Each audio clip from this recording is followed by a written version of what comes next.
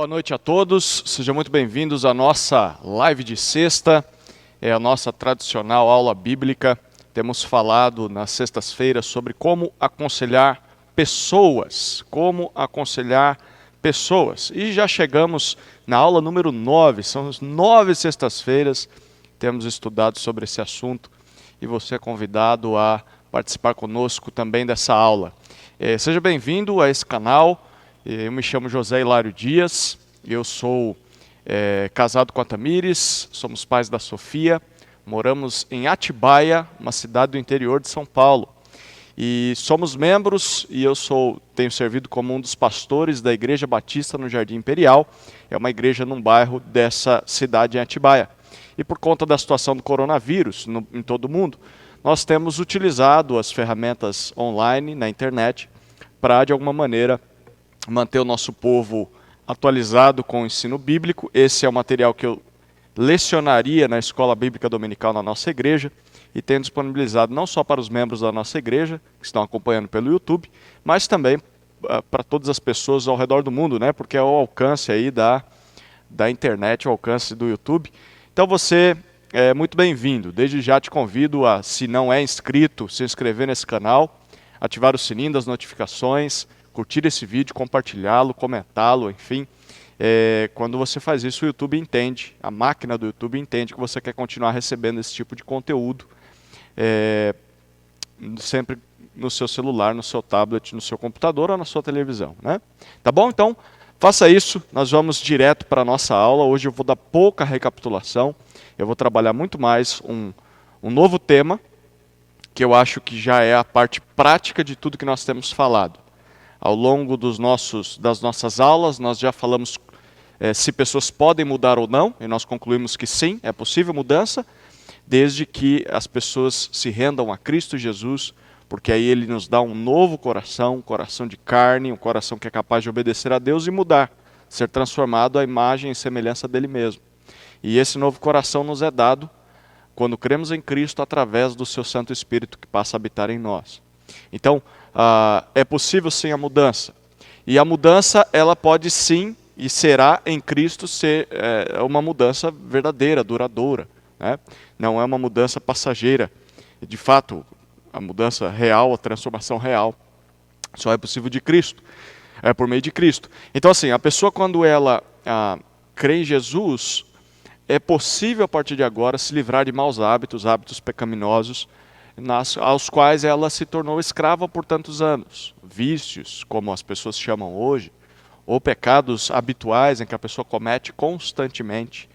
O crer em Cristo é o primeiro passo para nos livrarmos disso. Agora Ele nos fornece graça e recursos suficientes para nos livrarmos dessas coisas e nos tornarmos mais parecidos com Ele. Vimos que esses pecados habituais são resultado de ídolos que nós levantamos no nosso próprio coração, e esses ídolos nos escravizam. Nós nos submetemos a eles, nós servimos a eles, e tentando satisfazer desejos do nosso coração, mas isso não nos satisfaz.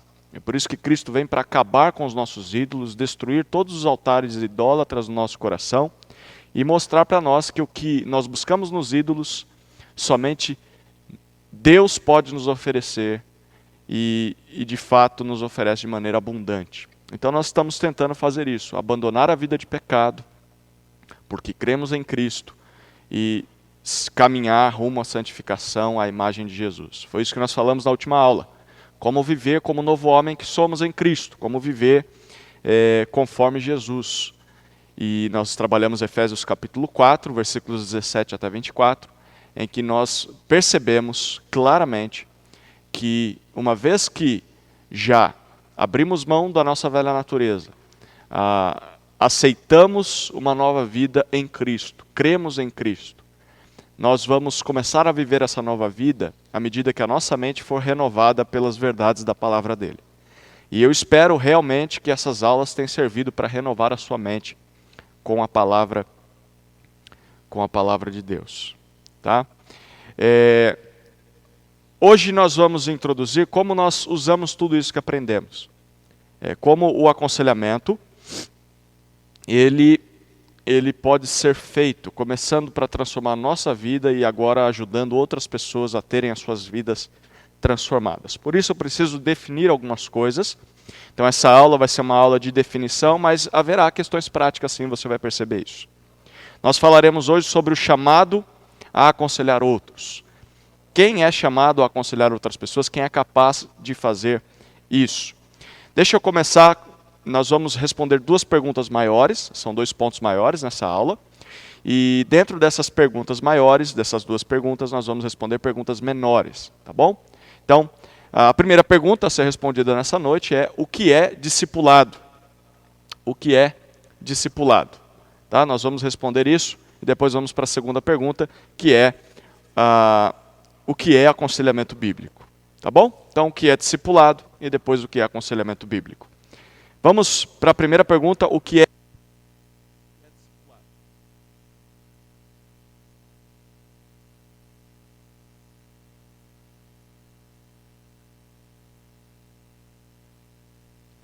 Muito joia. A primeira pergunta, para entender o que é discipulado, a primeira pergunta que precisamos responder é: o que é um discípulo? O que é um discípulo?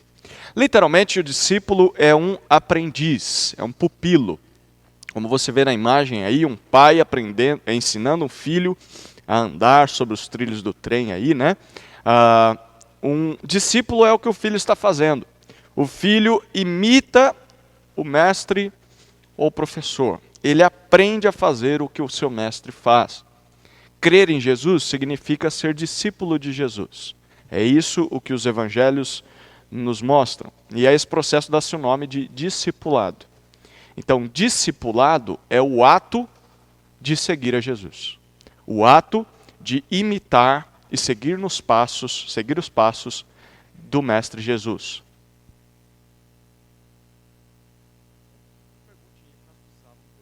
O que é um discípulo? O discípulo é aquele que segue Jesus. E a isso dá-se o nome de discipulado. Ele está seguindo a Jesus. A segunda pergunta é: como nos tornamos discípulos? Como nos tornamos discípulos? Há um texto no final do Evangelho de Mateus que nos mostra isso. Olha lá.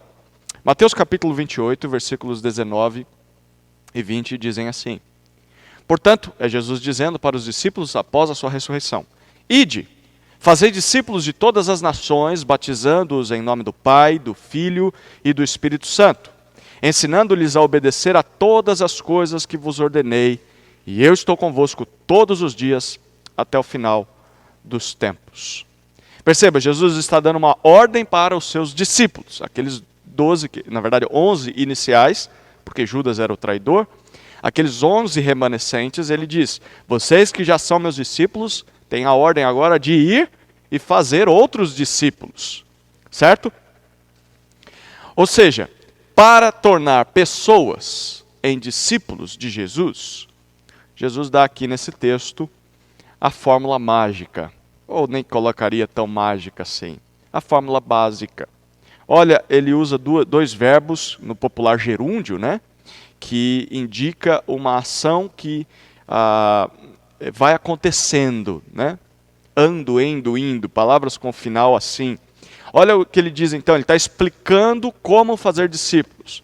Versículo 19, ele diz a primeira maneira de fazer discípulos: batizando-os em nome do Pai, do Filho e do Espírito Santo.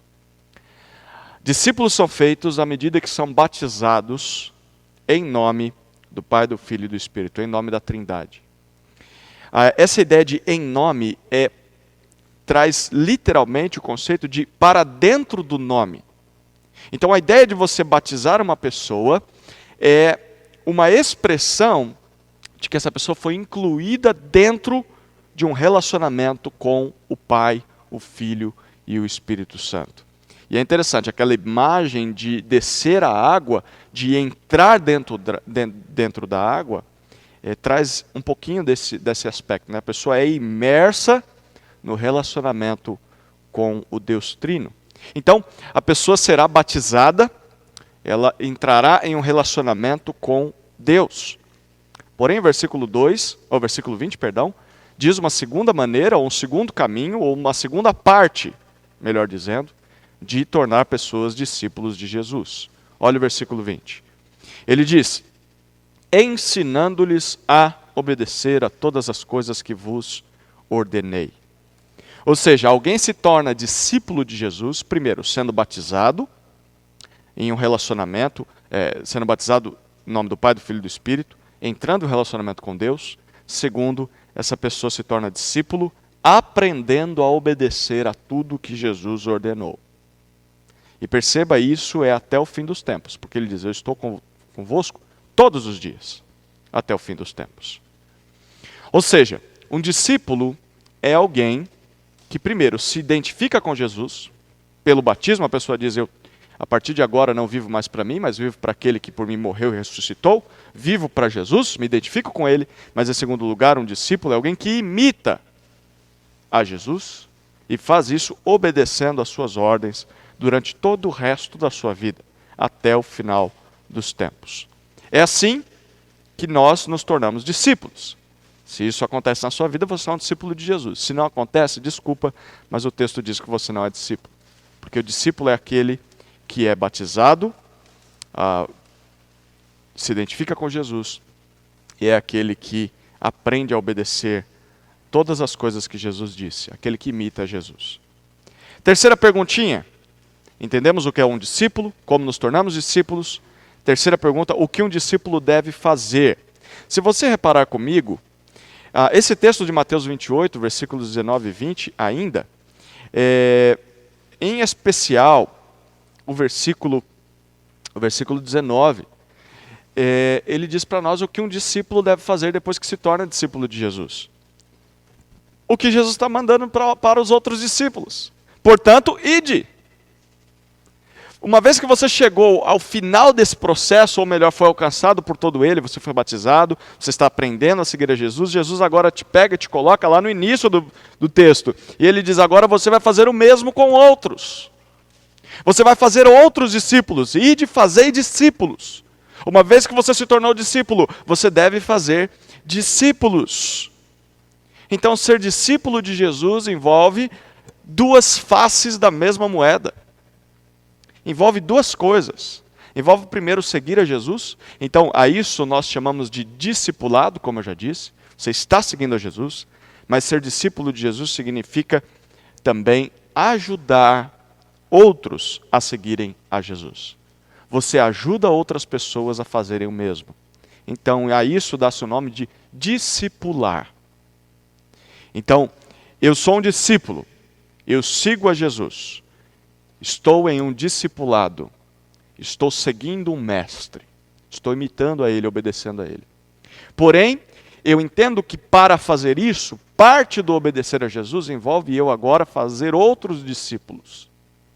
Tem tantas coisas para aprender a obedecer, mas uma delas está clara para mim. Eu tenho que sair do meu local, onde eu estou, me mover, sair da minha zona de conforto, ir até outras pessoas e fazê-las, ajudá-las a se tornar discípulos de Jesus. Então, ser discípulo envolve seguir a Jesus, que é o discipulado, e envolve ajudar outros a seguirem a Jesus, que é o ato de discipular. Deixa eu te dar uma ilustração que talvez te ajude um pouquinho aí. Imagine que você quer comprar uma rosa para a sua esposa, para a sua mãe, a sua filha, enfim. E aí você vai na floricultura e aquela moça que te atende, você pede para ela, eu gostaria de uma rosa muito bonita para presentear uma pessoa que eu amo. Aí ela diz, nós temos essas rosas aqui. E aí você encontra dois tipos de rosa. Você encontra uma rosa vermelha, muito bonita, uma cor assim, fantástica, formidável, vibrante. Porém, essa rosa está já velha. Ela já está há dias ali e ela já está murcha, quase morrendo. Mas a cor é bela, belíssima. Mas, do outro lado, você tem uma rosa branca. Não tem tanto atrativo, ela é branca. Mas ela está, acabou de ser colhida. Ela está linda, formosa, magnífica. Aí você chega para a atendente e diz assim, poxa vida, a pessoa a quem eu vou presentear gosta tanto de rosas vermelhas, mas eu estou vendo que a rosa vermelha não está tão bonita. A cor está bela, mas ela está murcha. E eu vejo que a branca está muito bonita, mas não é da cor que essa pessoa prefere. Me faz o seguinte, tem como pegar a cor vermelha daquela rosa e colocar na rosa branca, que está muito bonita, e me vender? É possível me vender essa rosa branca só que com a cor da vermelha? O que você acha que a atendente diria para você? É impossível. É impossível, não dá para separar a cor da rosa. Né? A rosa é vermelha, não dá para tirar o vermelho da rosa, porque se tirar ela deixa de ser aquela rosa.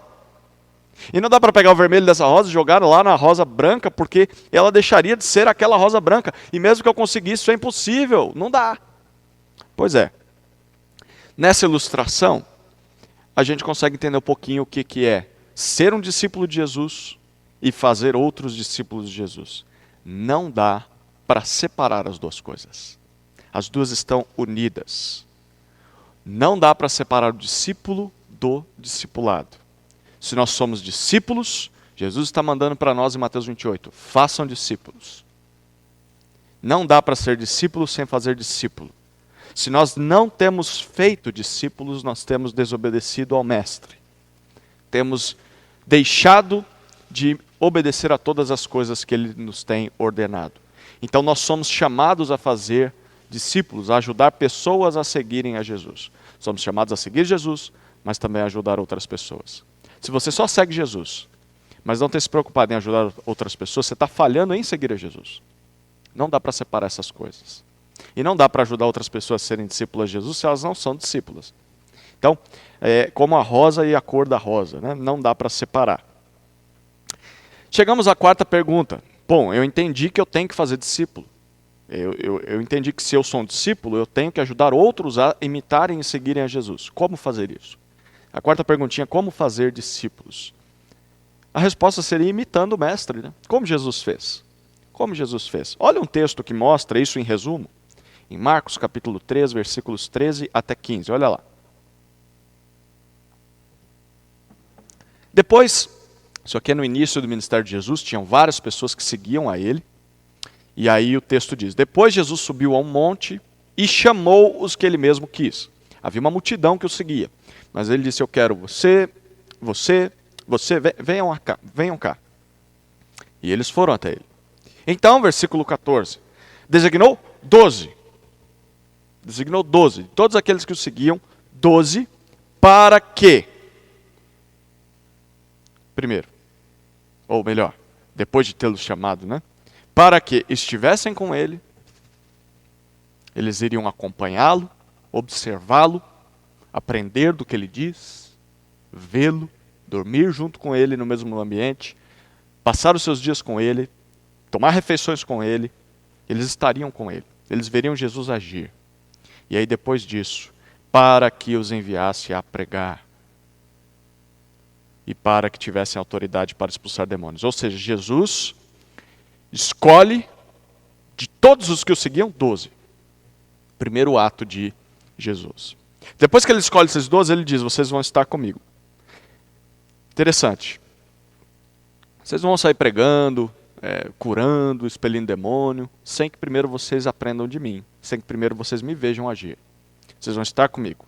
E aí então, depois que vocês virem como eu faço, vocês vão poder ser enviados, porque vocês já aprenderam da fonte de como faz todas essas coisas. Então nós percebemos aqui que há 3 elementos básicos em como fazer discípulos, que é o que Jesus está fazendo com esses homens. E Jesus passa 3 anos, os seus 3 anos de ministério, fazendo isso com esses homens. Primeiro há o chamado. Para você fazer discípulos é necessário chamar. Chamar. Envolve você tomar a iniciativa e escolher ao menos algum, ou alguns. É interessante, na vida de igreja, você tem muitas pessoas que nos cercam, né? Talvez dezenas, centenas de famílias ou de pessoas que nós conhecemos, são membros da igreja. Mas o que claramente nós vemos no exemplo de Jesus é que não dá para fazer discípulos com todos. Porque Jesus tinha multidões, mas aprove a ele escolher 12. Então, você tem uma gama, uma infinita possibilidade, número de pessoas ao seu redor. Mas fazer discípulo envolve você chamar alguém. Olha, eu gostaria de caminhar mais perto de você. Olha, vamos tomar um café. Olha, vamos fazer uma visita. Hoje, por tempo de pandemia, né? Olha, vamos fazer um Skype, vamos fazer uma ligação de WhatsApp. Eu gostaria de me aproximar mais de você. Chamar, se envolver, sair do seu lugar, tomar a iniciativa. Segundo passo, estar com ele. Jesus não só chamou, mas ele esteve com esses discípulos. Estar com o discípulo envolve desenvolver um relacionamento em que ambos aprendem de Jesus. Os dois aprendem como imitar a Jesus. Então é a vida comum, é ir ao mercado juntos, é ir à cidade, às compras, é ter um tempo na sua casa, é fazer aquilo que gostam de fazer em comum, assistir uma série, jogar um futebol, enfim, estar com ele.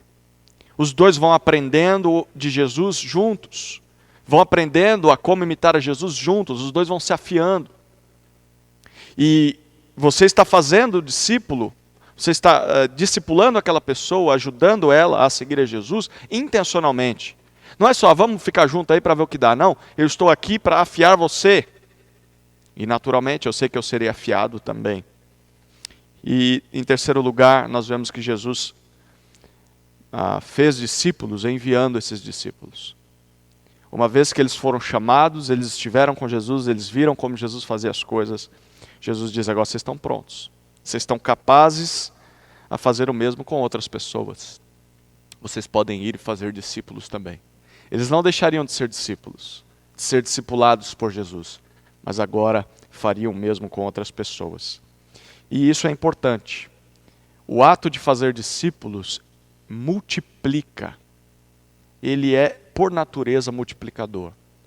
Porque fizeram com você e você vê a beleza e a importância disso e você fala, ainda bem que alguém se preocupou comigo. E eu estou vendo que Jesus está mandando fazer a mesma coisa. Então agora eu, mesmo que a gente continue tendo nosso tempo, eu vou ir atrás de outros.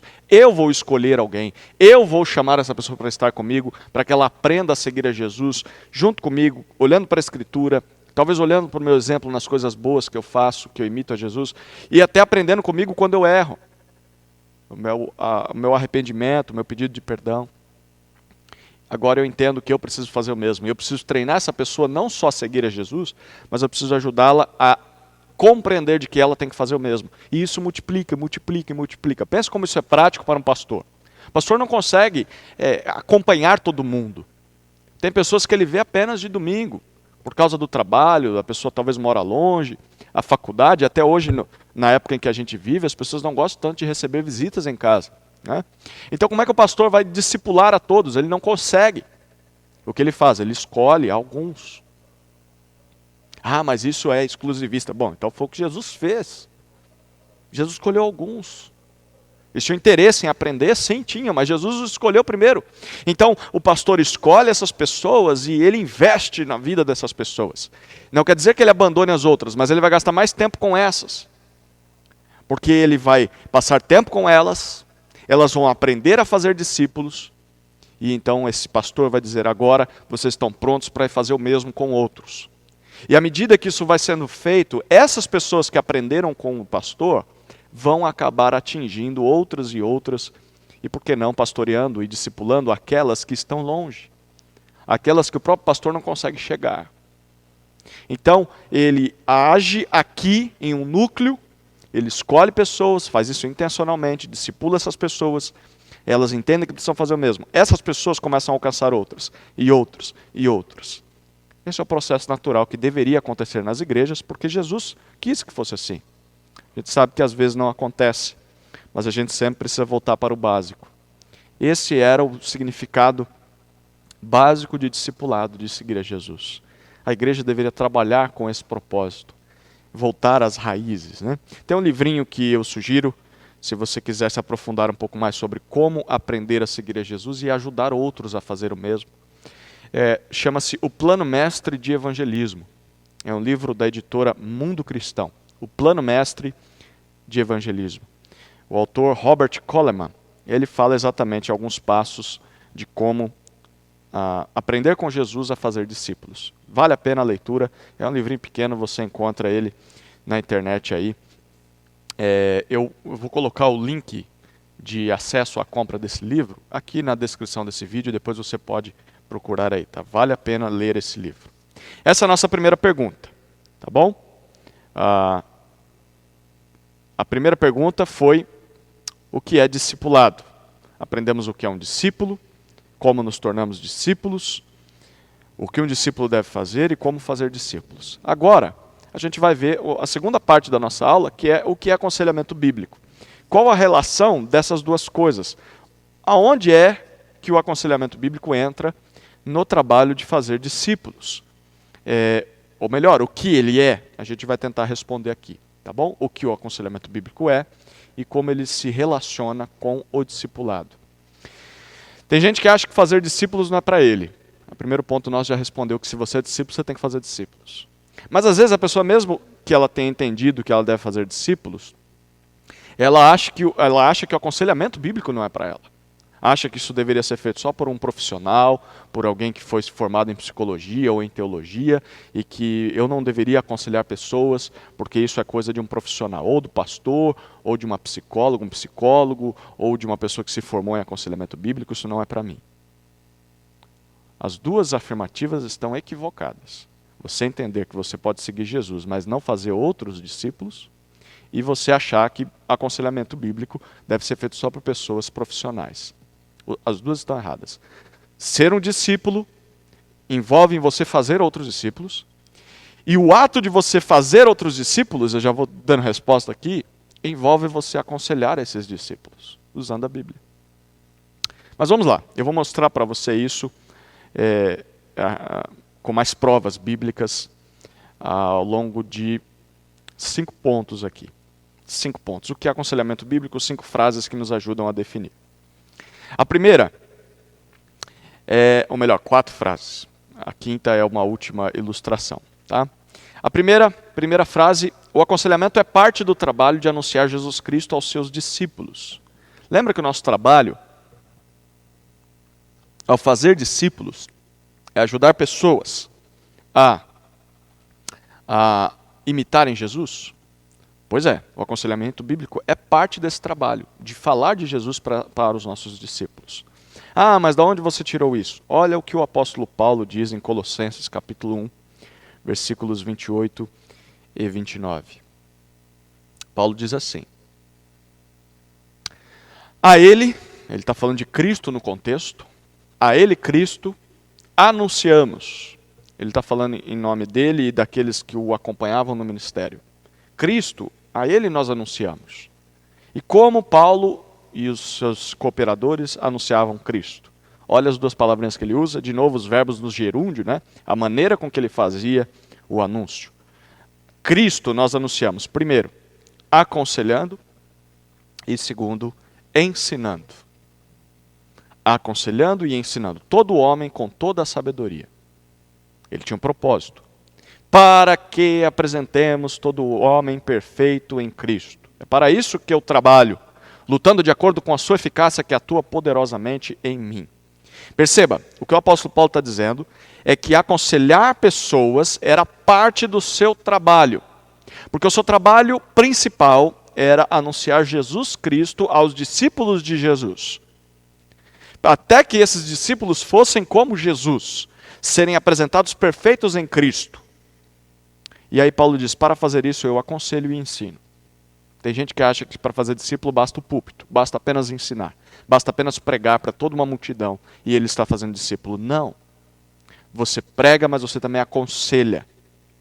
É o que Paulo fazia. E perceba, o discipulado de Paulo com essas pessoas não era tornar pessoas parecidas com ele. Tem gente que acha que fazer discípulo é transformar a pessoa em uma xerox, em uma cópia de si mesmo. Não, Paulo diz: o meu trabalho não é fazer vocês serem como eu. O meu trabalho, ele diz em outro texto, né? Ser de meus imitadores. Mas por quê? Porque eu imito a Cristo. Então, naquilo que eu sou parecido com Jesus, vocês devem imitar. Por quê? Porque é isso que Jesus espera de nós. Que sejamos como ele, e não como o nosso discipulador. Então, o trabalho de um cristão é discipular outros a serem não como ele, mas serem como Jesus. É isso que Paulo está dizendo. E como Paulo fazia isso, nós já vimos, aconselhando e ensinando sobre Cristo para as pessoas. Olha como Paulo define isso, resumindo o seu ministério na cidade de Éfeso, aos presbíteros em Éfeso, lá em Atos capítulo 20, versículos 17 até 21. O texto está aí na sua tela, vamos acompanhar. De Mileto, Paulo mandou chamar em Éfeso os presbíteros da igreja.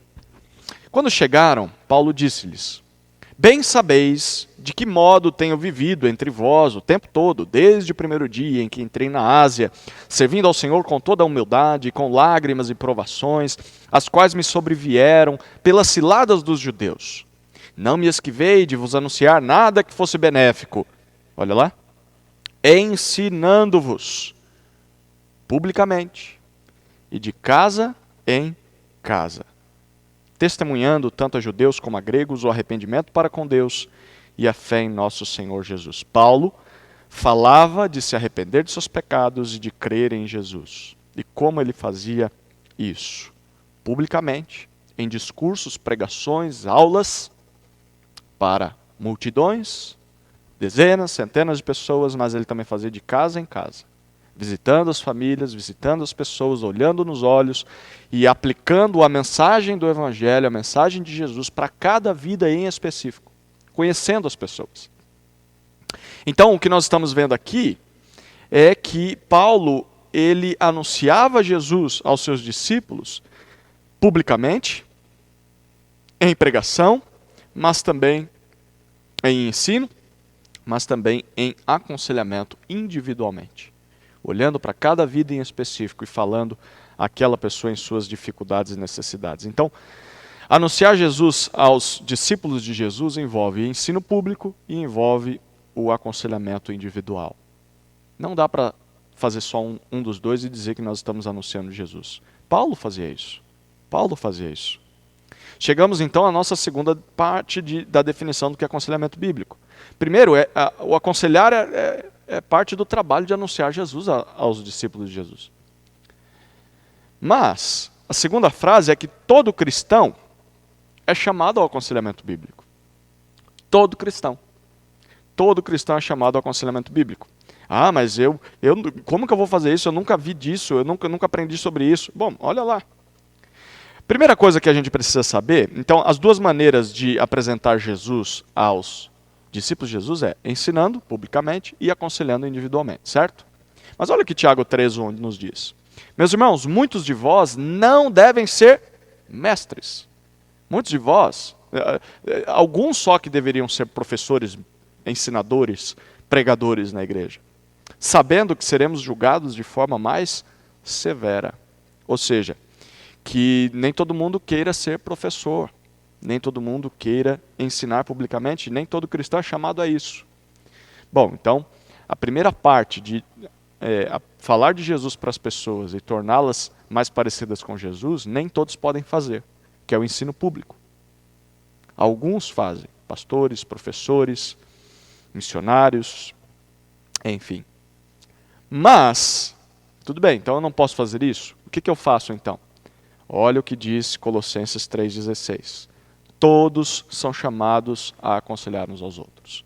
Você talvez não seja chamado a pregar num púlpito, mas é certamente chamado a aconselhar pessoas individualmente, de casa em casa. Olha o texto de Colossenses 3,16. A palavra de Cristo habite ricamente em vós, em toda a sabedoria. Ensinai e aconselhai uns aos outros, com salmos, hinos e cânticos espirituais, louvando a Deus com gratidão no coração. Todos nós somos chamados a aconselhar uns aos outros. Ah, mas é falar aquilo que me dá na telha? Ah, mas é da minha opinião pessoal e própria, se a pessoa deveria ou não tomar vinho, se a pessoa deveria ou não cortar o cabelo, se a pessoa deveria ou não ir na festa junina, se a pessoa deveria ou não assinar a Netflix. Ah, eu tenho que dar a minha opinião. Não. Aconselhar uns aos outros com a Escritura. Salmos, hinos e cânticos espirituais era uma expressão daquilo que é a Bíblia. Aconselho usando a Bíblia.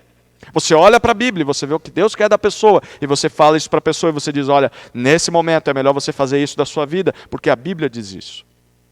Mas aí talvez você diga, mas eu não sou capaz de fazer isso. Mas de jeito nenhum, eu nem conheço a Bíblia direito, nem sei fazer isso, como é que eu vou fazer isso? Olha o que nós chegamos ao que nós chegamos na terceira frase da nossa definição do que é aconselhamento bíblico. Todo cristão não só é chamado ao aconselhamento bíblico, mas é capaz de aconselhar biblicamente. Ou ele deveria ser. Todo cristão é capaz de aconselhar biblicamente. Aí você diga, não, de jeito nenhum. Não tem como. Eu não sou capaz. Como não? Então você está negando a Escritura. Como assim negando a Escritura? Olha o que diz Romanos 15, 14. Meus irmãos, quanto a mim, estou convencido de que já estáis cheios de bondade e plenamente supridos de todo conhecimento. Ele está falando com crentes. Os crentes de Roma, apesar dos seus pecados, das suas lutas, das suas discórdias, eles já estavam plenamente supridos de todo conhecimento, sendo vós mesmos capazes de instruir-vos uns aos outros. Essa é uma afirmação bíblica. O cristão é capaz de instruir uns aos outros. Ele já está plenamente suprido. Mas aí você diz, não, mas isso aqui era para a igreja em Roma. A nossa igreja, você não conhece meu contexto, você não conhece como são os membros da minha igreja. Tá bom.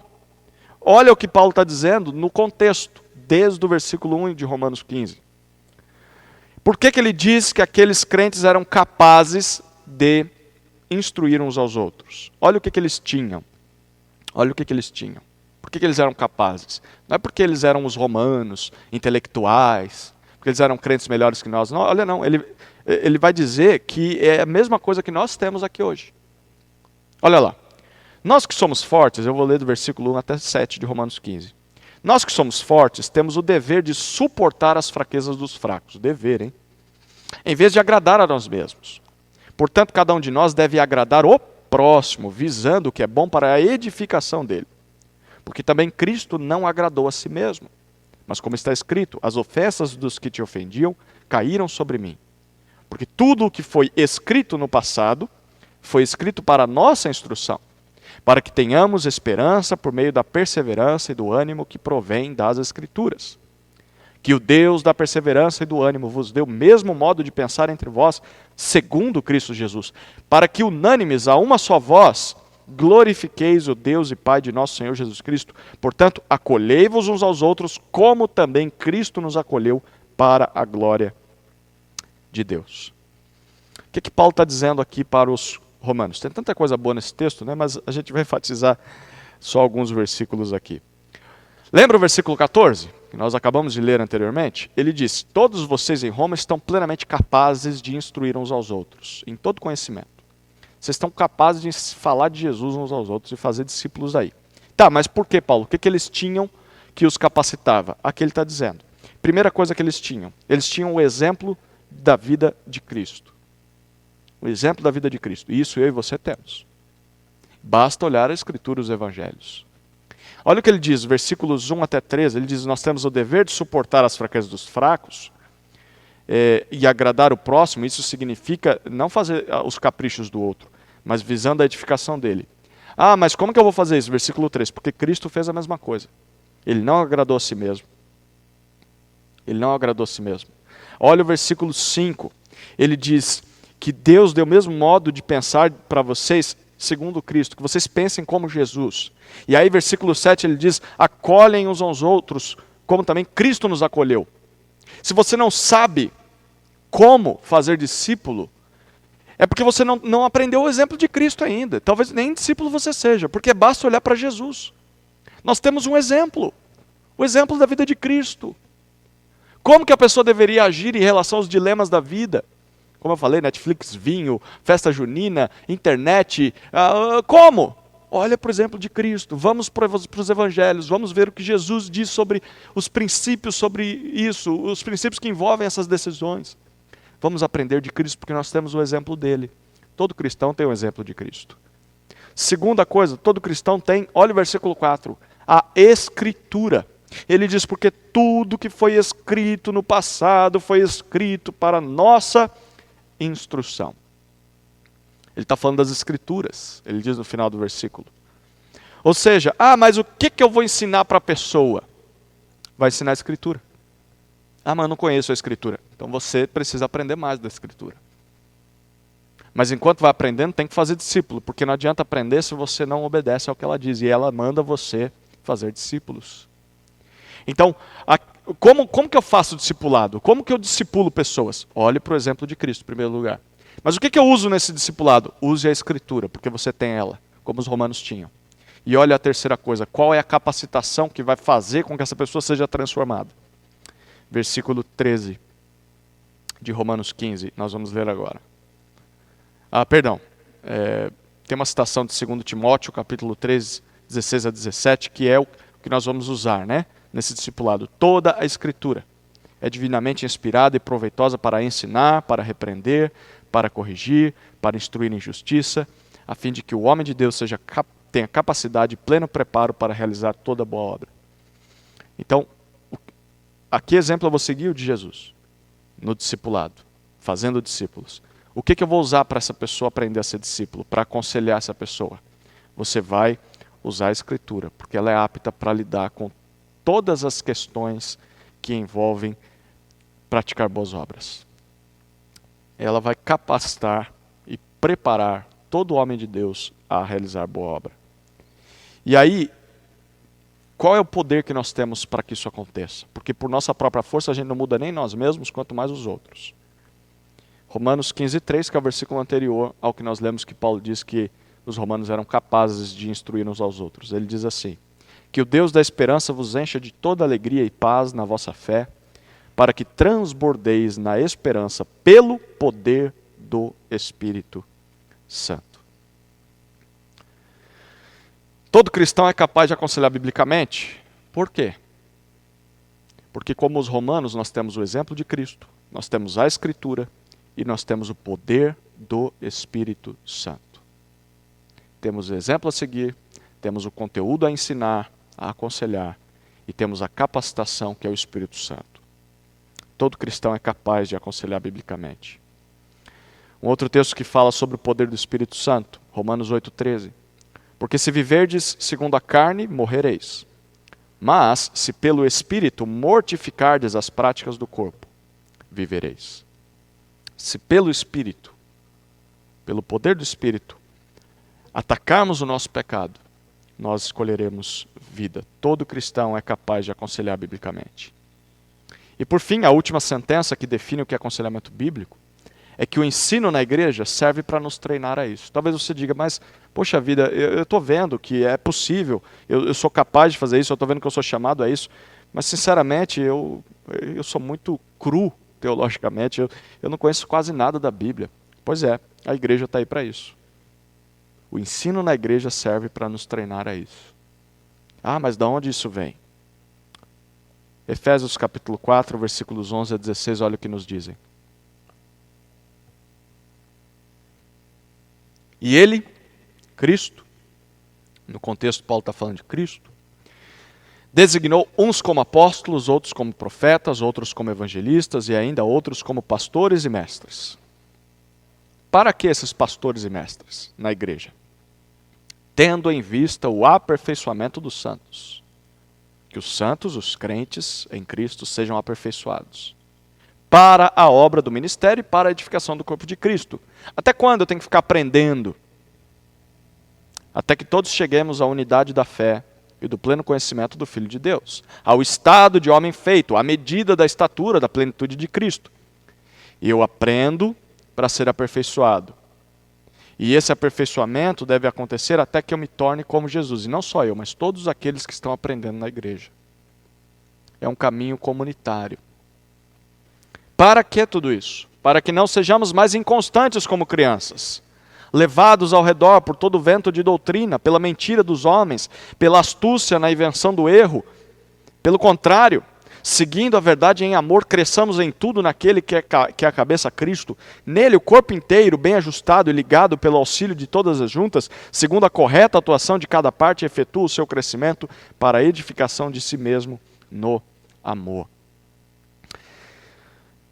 O que Paulo está nos dizendo é que nós temos o ensino na igreja para crescermos e sermos todos parecidos com Jesus. Porque, caso isso não aconteça, nós seremos ainda como meninos. Então, sermos como Jesus é sermos maduros, homens feitos, verdadeiros,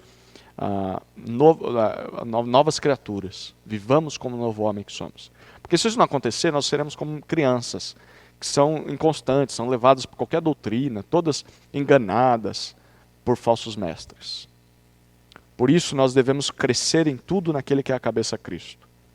Então, quando aprendemos de Cristo, da palavra de Cristo, na igreja, pelos pastores e mestres que nos ministram, nós aprendemos a servir uns aos outros e a edificar o corpo, e assim crescemos todos à medida da estatura de Cristo. É para isso que o ensino foi dado à igreja. O ensino é o ministério de treinamento aos crentes para que eles aprendam a seguir a Jesus e ajudem outros a seguirem a Jesus, e façam isso também por meio do aconselhamento bíblico. Ah, mas a minha igreja não tem esse tipo de ensino. Você deveria considerar muito bem em procurar o seu pastor, talvez disponibilizar para ele esse vídeo, esses textos, e com muita humildade orar pela sua igreja em primeiro lugar. Tentar ajudá-la de dentro, não saindo da igreja. Mas conforme você tentar, depois de fazer tudo o que te é possível, você reparar que a sua igreja continua não te ensinando, quer dizer que você ainda está sendo como criança, ou está sendo instruída muito rasamente. Você deveria procurar uma igreja que faça isso, porque o papel do ensino na igreja é nada mais, nada menos do que treinar os crentes a seguirem a Jesus e a fazerem isso com outros.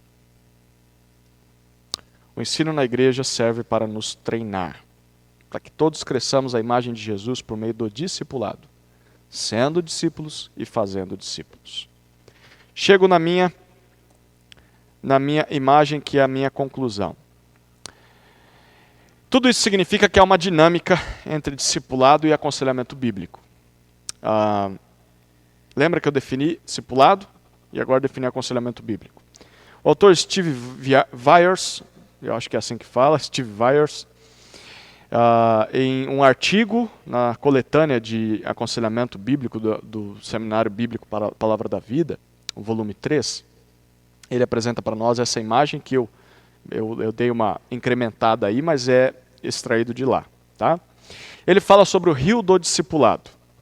Aqui eu vou explicar para você onde... eu acho que eu consigo até marcar aqui, deixa eu ver se eu consigo. Acho que não. Tá bom.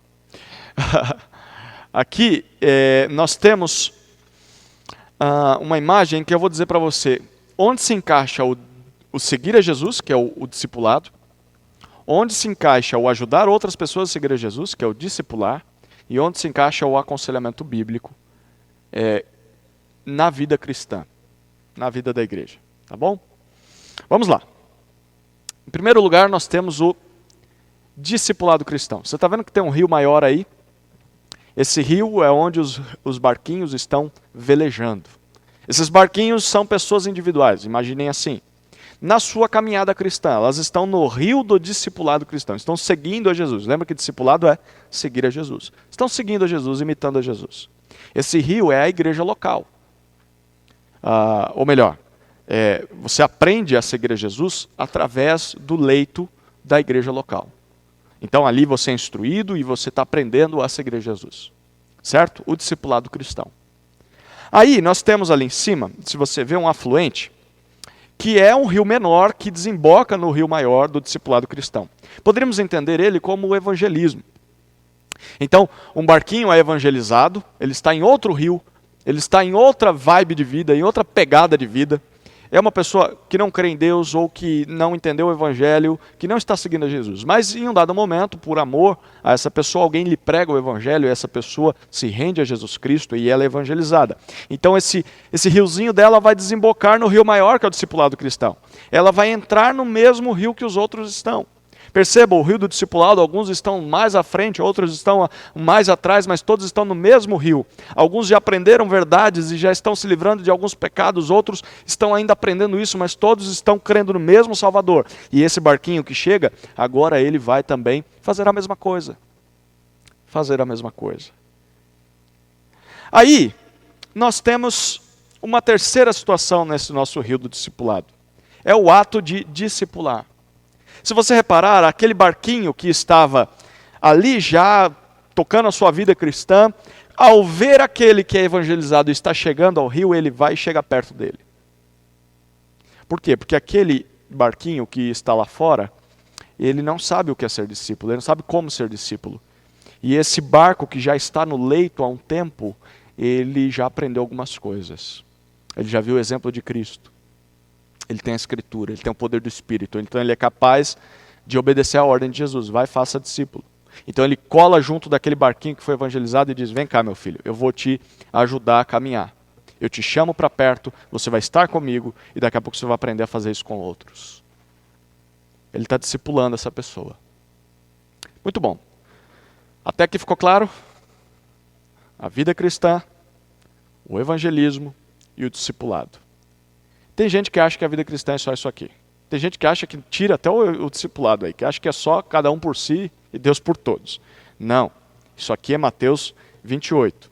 Mas aí, olha lá. Existe um momento na vida de todos nós em que o nosso barquinho tem problemas técnicos. Você vê aí que nós temos um furo, 2 furos aí no casco do navio, do barquinho.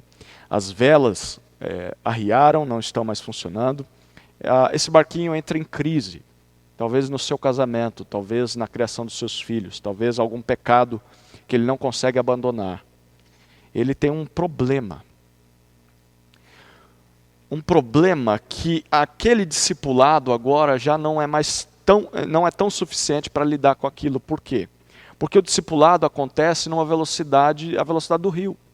Então as pessoas se encontram durante a semana, tem os cultos, as atividades, esse rio não para, é um leito, ele flui, e às vezes as pessoas precisam de mais calma para sentar e abrir o seu coração e permitir que outros ministrem a palavra de Deus a áreas específicas, a crises, a situações específicas.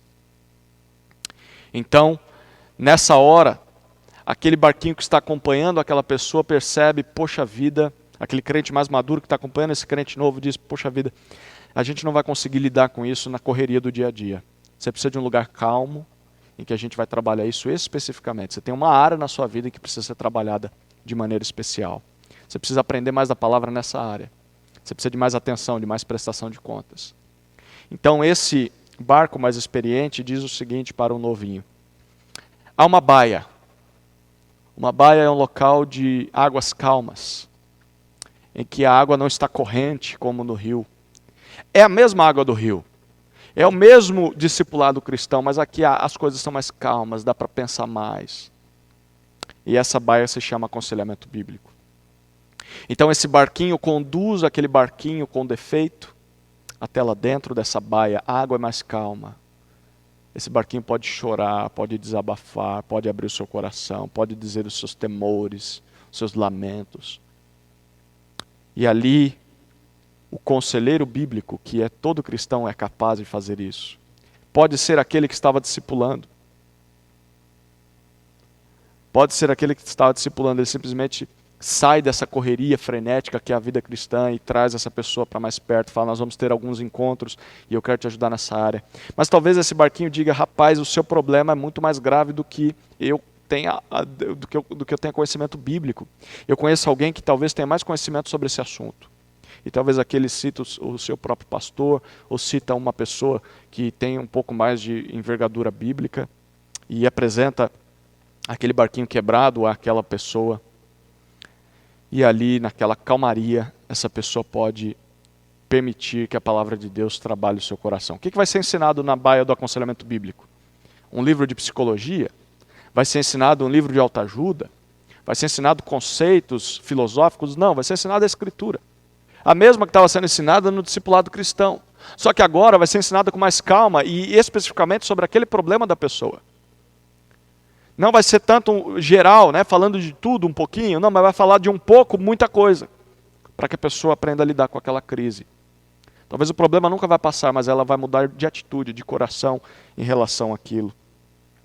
E uma vez que ali os reparos no barquinho são feitos, os reparos no coração, aquela crise, a pessoa aprende a lidar com ela, a pessoa aprende biblicamente o que Deus espera dela, ela precisa voltar para o discipulado cristão. E ela precisa voltar para a vida normal da vida cristã.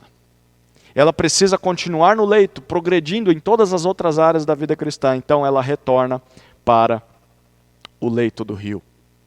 E aí você percebe que aquele barquinho que estava lá atrás discipulando ela, vai e acompanha essa pessoa. Vamos continuar juntos. Vamos continuar juntos. E assim o barco é tocado. E a pessoa, depois que vence aquela crise, aquele problema, ou aprende a lidar com ele, ele volta para o rio, normalmente como é a vida cristã.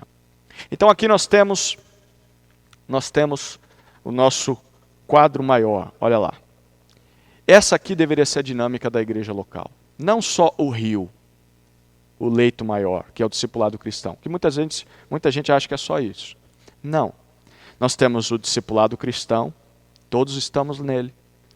Pessoas chegam a esse rio por meio do evangelismo, mas uma vez que chegam ao discipulado, você vê que todos os barquinhos estão acompanhados, né?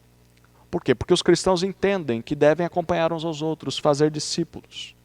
Todos os que chegam já são acompanhados. E os que já estão, mesmo que estejam na igreja e na vida cristã há centenas de anos, não, há dezenas de anos, essas pessoas entendem que precisam fazer discípulos, precisam ser ensinadas a ser discípulos. Então, há o discipulado natural.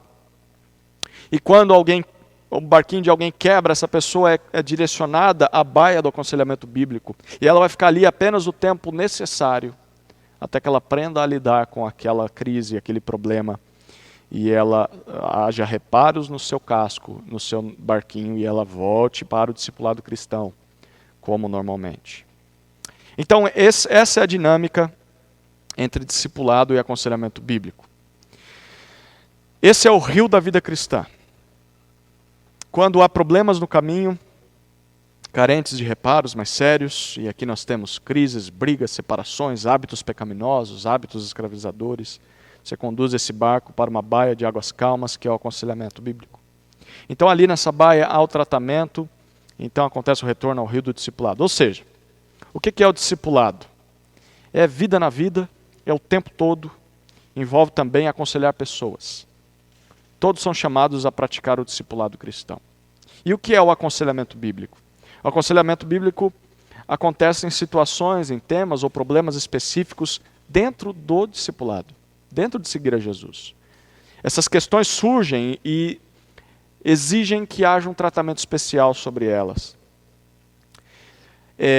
O aconselhamento bíblico acontece por tempo limitado, até que esse tema, esse problema, essa situação seja resolvido, a pessoa aprenda a lidar com ela. Ele pode ou deveria gerar o discipulado. Muitas vezes, quando você aconselha alguém, talvez você não discipulava aquela pessoa, mas a partir daquele momento, é você mesmo que aconselhou ela que vai continuar acompanhando ela. Às vezes nós precisamos pedir ajuda a outros crentes mais maduros, porque temos conflitos no casamento, porque chegamos a um ponto em que não sabemos o que fazer. E o aconselhamento bíblico é o momento de fazermos isso.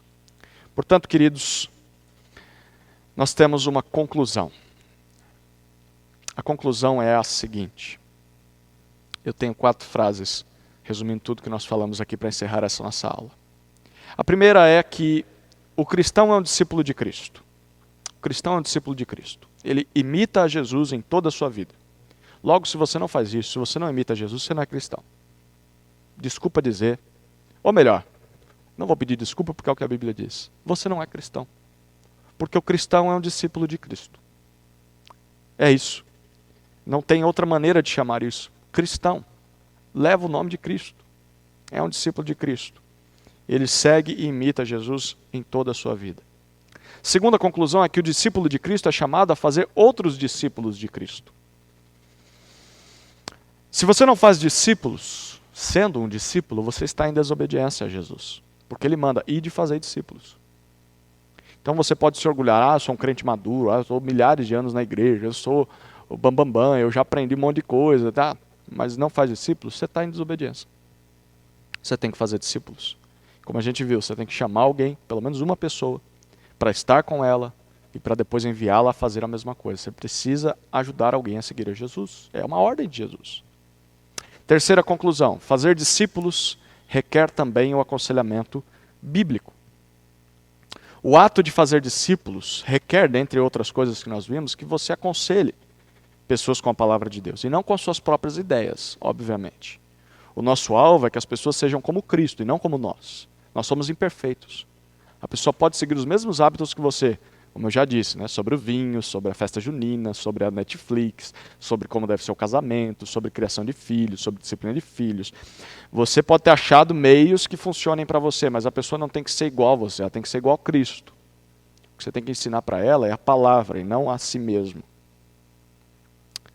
E em quarto lugar, o ensino na igreja nos capacita a crescer em Cristo. Crescer como Jesus. Por isso nós deveríamos dar atenção ao ensino que é dado na igreja, aprender e ensinar uns aos outros com esse ensino que recebemos. Se você é professor, mestre, pastor, você deveria direcionar o seu ensino para fazer isso às pessoas. Torná-las como Jesus e que elas recebam recursos para fazer isso com outros. E se você é uma ovelha, alguém que ouve constantemente, deveria prestar atenção se você tem um pastor ou professores que fazem isso. Preste atenção no ensino. Ele é um presente de Deus para você. Ah, mas na minha igreja não tem isso. Trabalhe para que haja isso na sua igreja. Seja você alguém voluntário, se coloque à disposição. Ore pela sua igreja. Ame o seu pastor e os seus líderes. Mas depois de um tempo, fazendo todo esse trabalho, você reparar que ali nada vai acontecer, de que não há um ensino saudável bíblico, procure uma igreja em que isso vai acontecer, para que você e sua família cresçam. E o que nós vimos aqui possa acontecer. Essa é a minha oração por você, é a minha oração por mim, é a minha oração pela nossa igreja, pelas nossas igrejas representadas através da internet aqui, por essa transmissão. Tá bom? Essa era a aula de hoje. Na semana que vem, nós teremos mais uma aula e quero crer que nós vamos fazer isso. Nós vamos começar a trabalhar um tema, começar a trabalhar temas de aconselhamento bíblico. E na semana que vem eu quero falar sobre depressão. Como aconselhar pessoas com depressão. Tá? Vamos começar já com os 2 pés no peito, aí, um tema muito atual e muito importante de lidarmos nessa época que temos vivido, né? De pandemia, de pessoas isoladas em casa, pessoas perdendo emprego, recursos, saúde, né? E diante do luto. Como ajudar pessoas com depressão, como aconselhar pessoas com depressão. A gente vai aprender com Deus sobre isso através da palavra dele. Tá bom? Não se esqueça de se inscrever no canal, clicar no sininho das notificações, curtir esse vídeo, compartilhá-lo às pessoas e até sexta que vem, na nossa live de sexta, às 19h30, nós teremos a nossa próxima aula. Um abração a todos, fiquem todos com Deus.